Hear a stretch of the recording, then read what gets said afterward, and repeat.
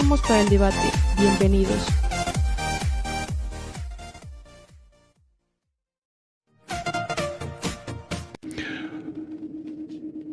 Iniciamos nuestra ronda de entrevistas dando la bienvenida al general Luis Altamirano, con quien vamos a conversar sobre lo sucedido en estas semanas y lo que preocupa mucho que las bandas delincuenciales o que los PPLs hayan tenido mejor comunicación que el gobierno, pues ellos dan comunicados de prensa, comunicados desde sus lugares de retención, sin ningún problema, lo cual nos preocupa porque habla de que no hay ningún control del Estado dentro de estos sitios de rehabilitación, mal llamados sitios de rehabilitación en estos momentos.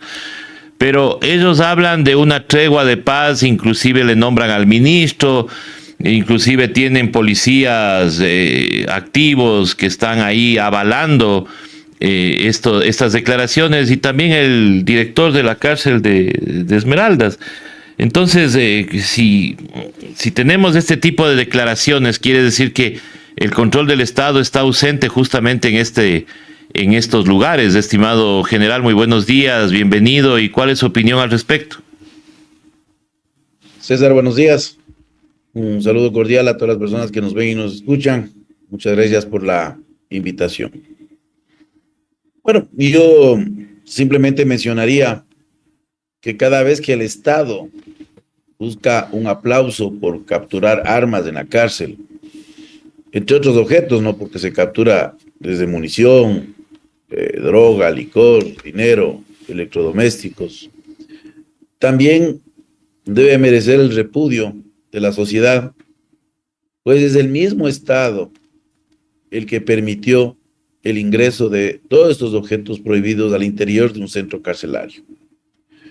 Una cosa sería que la captura de armas y munición se dé como parte de los operativos, que tiene responsabilidad este concepto de fuerza pública creado en la reforma de marzo de este año. Pero se saca como trofeos el hecho de la captura o incautación de armas en los centros carcelarios. Es paradójico.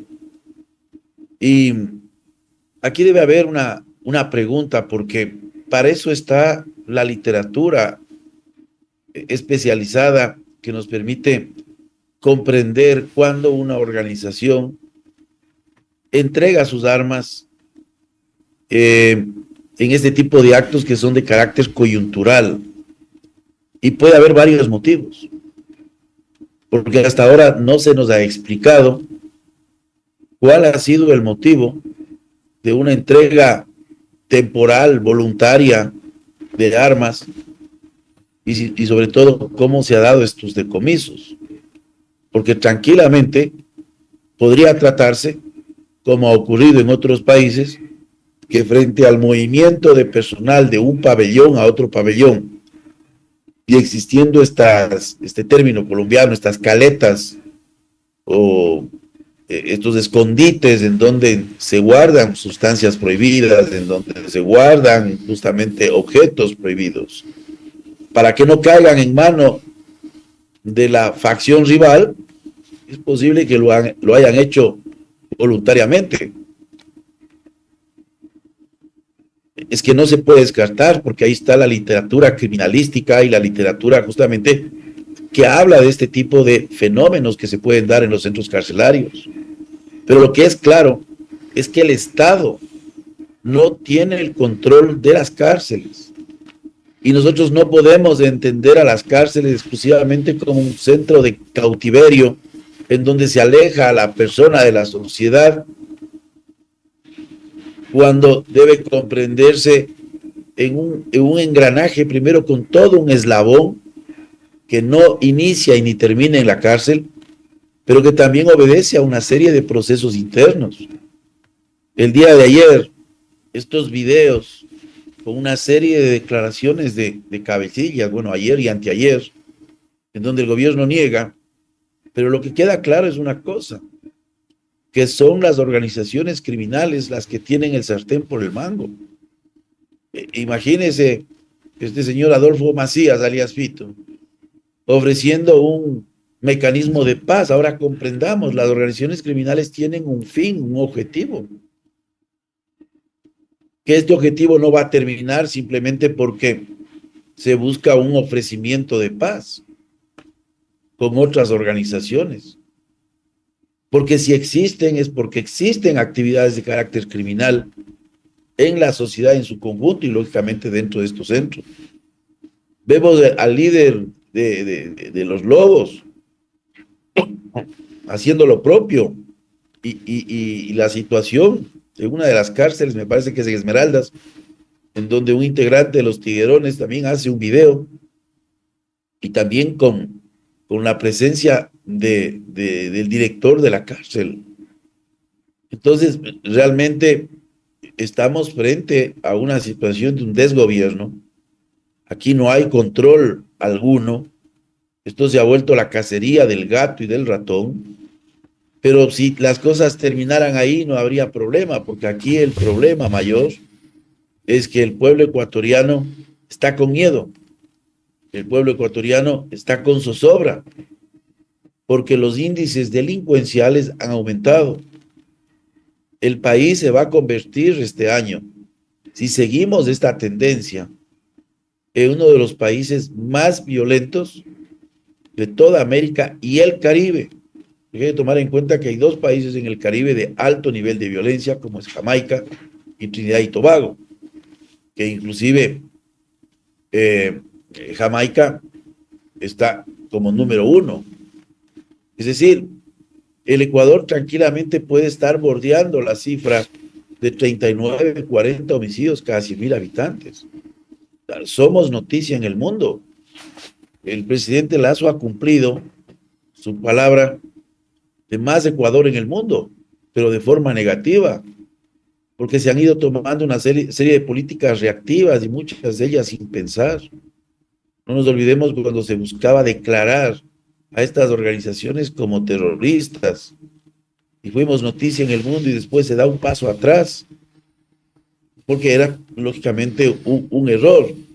Pero a estas organizaciones que quiere calificarles o quiso calificarles en ese sentido, aparecen funcionarios, porque ya fue confirmado por el propio ministro del Interior como un oficial de policía, y aparece un funcionario de la cárcel en estas ruedas de prensa. O sea, son situaciones, yo le digo, de Ripley lo que estamos viviendo. Entonces tenemos un gobierno de promesas, un gobierno que nos dice lo que va a pasar en el futuro, pero que nunca pasa. Se hace una entrega de 14 millones de cartuchos, un total de 28 millones, con bombos y platillos. Pero no hay armas. Pero no hay las armas. Bueno. Y que son cosas normales, es como hagamos una ceremonia, una pomposa para entregar gas, alcohol y jeringas a un hospital, pues se supone que eso es lo que deben tener. Imagínense cuánto tiempo ha pasado desde los ofrecimientos del año anterior para que ahora se esté haciendo esta segunda entrega de munición, pero todavía no se dispongan de las armas. Y lo que más me llamó la atención de estas declaraciones del ministro es el hecho de que ya se consiguió por parte de las autoridades judiciales la posibilidad de utilizar armas incautadas. Nadie dice que no es posible, pero recordemos una cosa, en un sistema de entrenamiento, usted necesita primero trazabilidad del arma. En un sistema de entrenamiento usted necesita un arma de dotación clásica o estándar que puede variar entre 2 o 3 tipos de armas. No es y general, y en ese caso, si es que se diera perdón, general, pero si se diera en este caso la legalización de estas armas incautadas, lo que debería haber es un proceso, obviamente, para legalizar ese tipo de armas y que estén ya en el inventario de la Policía Nacional. Pero, o sea, eso ha quedado solamente en una declaración porque, a ver, incautaron un montón de fusiles en esta requisa. Quiere decir que esos fusiles van a entrar al inventario de la Policía Nacional. lo cual podríamos los ciudadanos de alguna manera pedir la fiscalización y ver si realmente esas armas entraron a los rastrillos de la Policía Nacional para que sean armas legalizadas y puedan ser usadas contra el crimen organizado. ¿Esto debería ser así, general? Mire, es que no es tan simple, César, pensar que usted va a utilizar armas que estaban en manos de delincuentes como armas de dotación. Yo no digo que no es posible, quién sabe, una cantidad mínima, porque primero usted necesita una trazabilidad del arma para saber las condiciones de uso de esa arma en situaciones seguras para un servidor policial. En segundo lugar, usted necesita siempre un adiestramiento, porque alguien me puede decir es que es lo mismo una pistola Beretta que una pistola Browning o que una pistola HK. No es lo mismo. Hay que tener un adiestramiento complementario para adaptarse a esa arma. Y de igual forma, si usted tiene una gran variedad de armas, ¿cómo van a ser los sistemas de mantenimiento? Yo creo que las personas que hemos utilizado el uniforme sabemos que una pistola no está hecho de dos componentes, está hecho de una variedad de componentes que van desde cimbras, resortes, el mismo percutor, etcétera. Y tenemos marcas y marcas. Usted puede adquirir una arma alemana, Mauser Werke, que es una de las armas, o las armas argentinas, la Versa, o las famosas brasileñas, las Taurus, las Rosario, armas belgas, que son las FN, que nosotros tuvimos en algún momento, o armas en términos de pistola que podríamos tener como la Glock, como la Beretta, o sea, varias armas. Y para eso se necesitan sistemas de mantenimiento, kits de mantenimiento de primer escalón para el usuario, kits de mantenimiento de segundo escalón o y hasta tercer escalón que se conoce para el mantenimiento preventivo y correctivo mínimo del arma dentro de los talleres de las grandes unidades policiales, e inclusive las posibilidades de tener mantenimientos de cuarto escalón. Si no es así nada más, entonces compremos armas de diferente marca, de diferente tipo, porque también no nos olvidemos, pese a que hoy está muy estandarizado la naturaleza de los proyectiles o de los cartuchos, también estos varían, porque no hay que olvidarse que las armas, hoy las armas que se utilizan en gran medida son las que se conocen como de doble acción única, es decir, que al mismo tiempo que usted dispara, recarga y está listo el percutor para nuevamente poder disparar. Pero nadie nos asegura que todas estas armas son de estas características. Y en segundo lugar, tenemos que ver las condiciones de la munición, porque las especificaciones de los cartuchos pueden incluir el tamaño del cuello, pueden incluir aspectos de peso, pueden incluir asuntos de presión máxima, etcétera, etcétera. O sea, y yo digo, no sé, parece hasta infantil cómo se dicen las cosas, como, bueno, entonces cojamos 100 armas incautadas y entreguemos. Hay desde un adiestramiento, desde un sistema de mantenimiento que tiene que ser incorporado. Yo no estoy diciendo que no es posible alguna de estas armas, pero tiene que tomarse en cuenta, en consideración, todos estos elementos. Estimado general, cambiando un poco de tema, porque el tema de las armas obviamente es un tema que tenemos que seguir tratando, pero ayer hubo unas declaraciones del secretario de Seguridad que nos preocupan, porque la culpa nunca es de la autoridad, sino siempre es de la ciudadanía.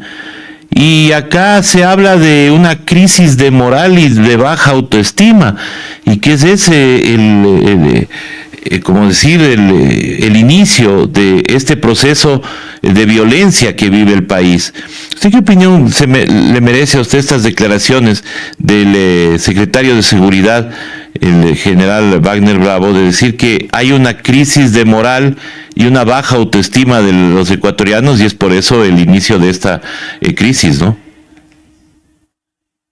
Bueno, no puedo decir, porque a lo largo de mi carrera militar, bueno, tuve la oportunidad de realizar uno de los cursos que creo que más me formó en mi vida, que es un curso de técnico de enseñanza durante casi un año en Brasil, y en donde tuve la oportunidad de conocer aspectos de psicología educacional, de sociología educacional, de sociología, aspectos también lógicamente ligados con lo que es la filosofía de la educación, y fue, digamos, una puerta de acceso a una serie de estudios posteriores que tuve la oportunidad de realizar. Entonces, comprender la sociología es sumamente importante en el momento del diseño de las políticas públicas.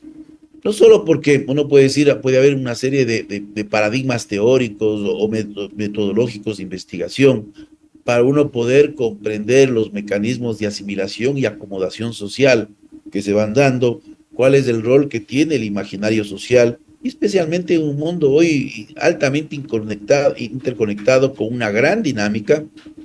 Entonces, me parece que no hay una comprensión, justamente, perdón, disculpe, que estoy un poco enfermo. Entonces, no hay una comprensión del fenómeno. O sea, por un lado, no podemos dejar de ver que los referentes sociales van cambiando en el tiempo. Hoy tenemos una sociedad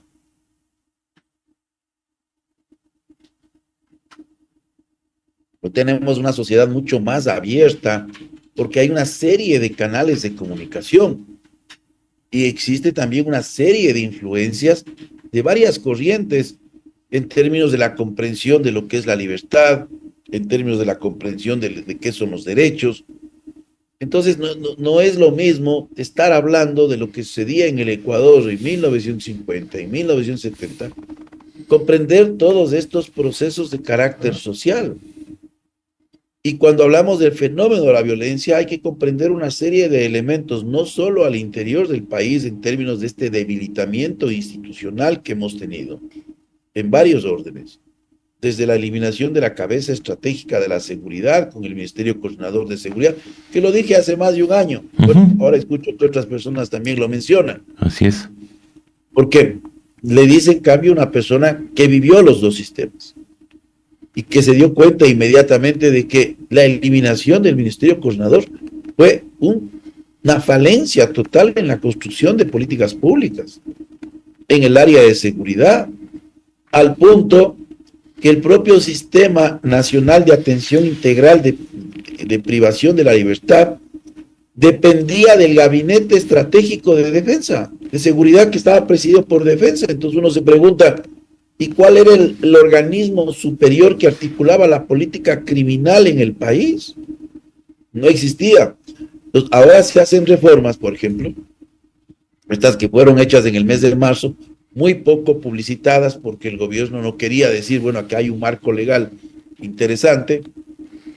Y la pregunta es, ¿cuántas veces se ha reunido este Consejo de Política Criminal? Y yo les voy a decir a los gobernantes que van a venir, miren, los órganos ad hoc tienen que existir, pero en situaciones como estas se necesitan elementos de carácter permanente. El Ministerio de Justicia y Derechos Humanos estaba a cargo de articular la política criminal. Ahora tenemos un Consejo de Política Criminal que está incluido dentro de la Ley de Seguridad Pública y del Estado. La gran pregunta es, ¿cuántas veces se ha reunido? ¿Cuáles son los objetivos de estas reuniones? ¿Cuáles han sido los logros que se han alcanzado? Y yo le aseguro que no encontraremos casi absolutamente nada. Mire, César, le voy a decir, no me gusta hacer este tipo de comentarios, pero yo casi no le puedo creer lo que dice el gobierno. O sea, lo que nos dice, lo que nos ofrece, porque cambia de versiones. Ahora ya tiene otra versión sobre los proyectos de inversión en el Ministerio del Interior.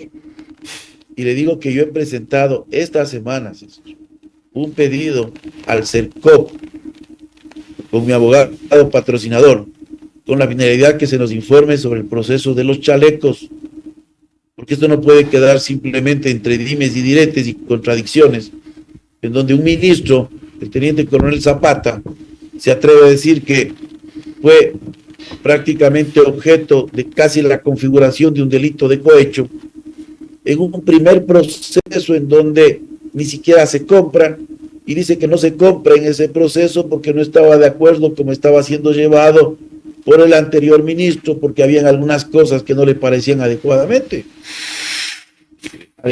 O sea, y después inicia un proceso y dice que lo hace con tal celeridad que inicia en abril, mientras del año anterior 73 policías muertos, el año anterior 800 policías heridos de diferente tipo de gravedad o leves, pero aquí podemos seguir esperando el tiempo para comprar los tan mentados chalecos. Entonces, mire, no hay racionalidad del Estado, esto se requiere un proyecto de unidad nacional. El propio comandante de la policía en la entrega de munición dijo que la última gran cantidad de munición comprada por la policía fue en el 2014. Y cuando yo he mencionado sobre la asignación de los presupuestos de inversión, tanto para defensa como para Policía Nacional, con números, César, con números de los ejecutados, se cae toda esta mentira de que en el gobierno anterior se atendió al sector seguridad. Fue el más desatendido. Y le digo que no vengan a decir que fue la pandemia, porque cuando uno revisa los niveles de ejecución 2017, 2018, 2019, son bajísimos. O sea, antes de la propia pandemia, no había una prioridad para atender un problema que se venía a venir. Pero ¿por qué no tuvieron la visión de ver este problema? ¿Por qué eliminan la cabeza que hace rectoría? Eliminan la cabeza que hace prospectiva. Eso es lo que hicieron. Entonces, mire, ya ver hacia atrás, hay que dejar eso. El nuevo gobernante tiene que fortalecer y dar la categoría, como ya está en la norma, de un ministerio coordinador de seguridad con todas las atribuciones que correspondan. Se requiere tomar decisiones muy fuertes como establecer una entidad encargada de aplicación de pruebas de confianza al sector público y prioritariamente a las fuerzas de seguridad, totalmente independiente. O sea, un centro nacional de confianza donde se aplica a personas que están en funciones claves o que participan de actividades claves en una forma periódica, programada, pruebas de confianza, especialmente estrés de voz o pruebas como el polígrafo. Y pensar en una mayor independencia de la policía judicial. Yo he mantenido el hecho de que hay que crear una policía independiente, pero hay que buscar un régimen de transición. Mire, el caso de Colombia es muy interesante. El caso de Chile, mucho más, porque es una policía de investigaciones totalmente independiente. El caso de Brasil, en donde hay la policía civil que investiga, porque una cosa es la inteligencia, que anticipa, que aquí no hay, porque la inteligencia se ha dedicado a comprar cosas. La inteligencia no es para comprar, la inteligencia es para articular el sistema. O sea, no estamos entendiendo. Tenemos un Estado que camina a una situación de Estado fallido. Esa es la penosa realidad del país.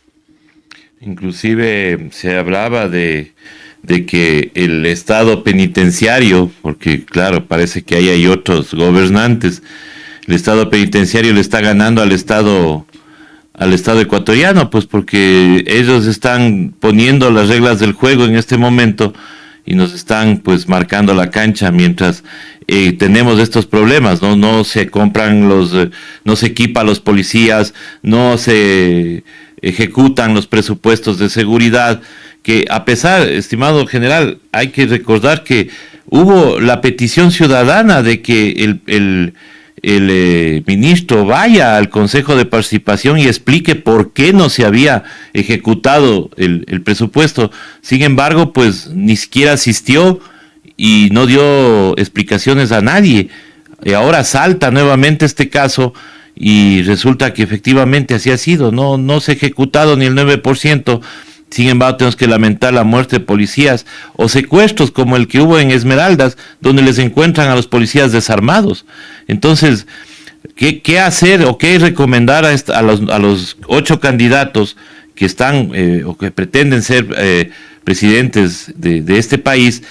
¿Qué hacer para que recuperar el Estado ecuatoriano y recuperar la seguridad de todos los ecuatorianos? Bueno, César, nosotros venimos trabajando un grupo de profesionales en un sistema de índice de medición de las propuestas de seguridad de los candidatos.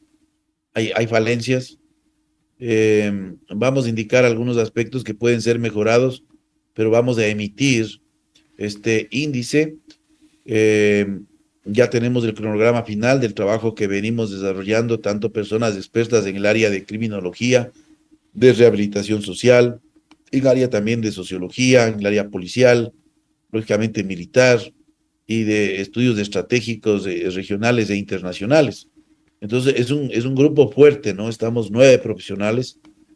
El día de ayer en la noche tuvimos una reunión ya para definir la fase final, en donde estamos ya recogiendo los últimos elementos que han mencionado los candidatos.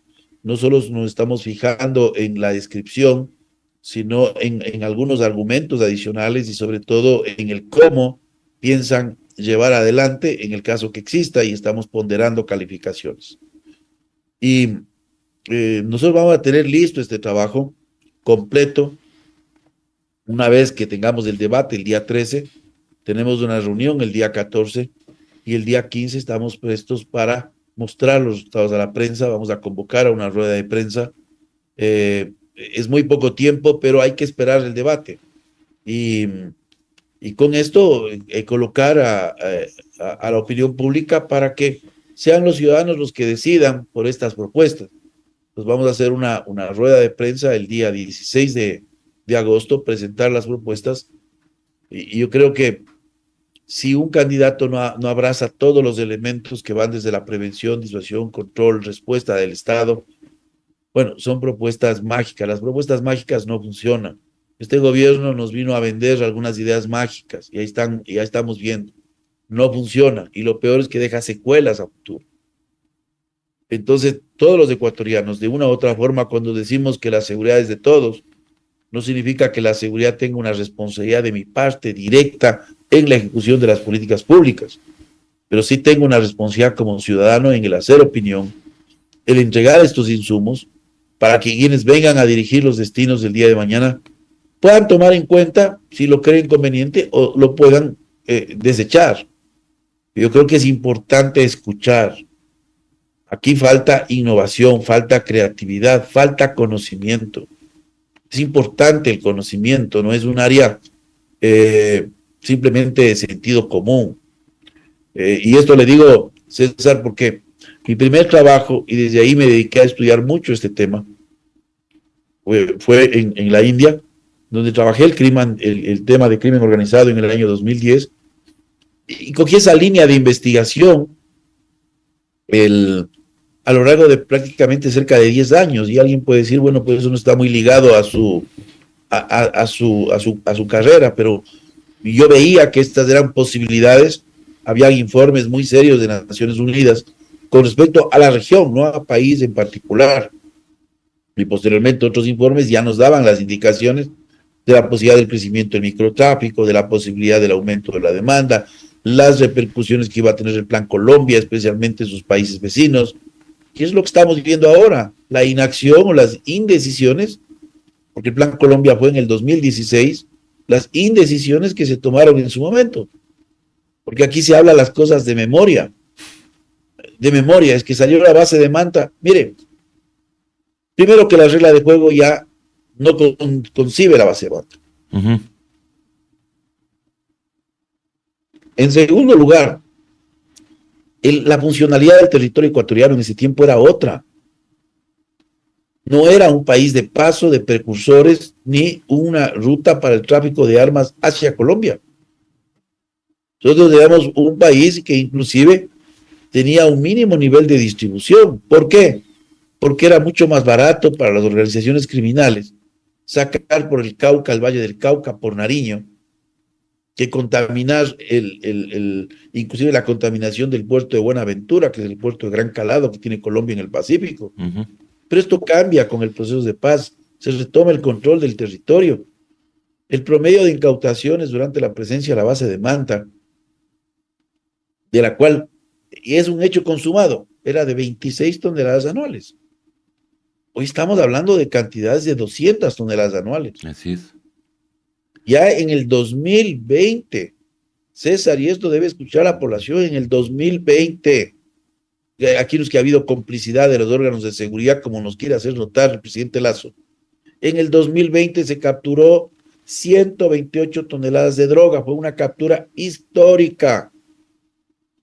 ¿Y qué era el 2020? La pandemia, con restricciones de movilidad, con contracción del tráfico internacional marítimo. Con todo eso se capturó 128. El informe de la ONU señala que entre el 2020 y 2021 se aumentó el 43% la producción en Colombia. Entonces, por favor, dejemos estos cuentos, busquemos unidad, busquemos un proyecto hacia adelante, no un proyecto hacia atrás. Estimado general, yo quiero agradecerle por haber estado con nosotros en esta mañana.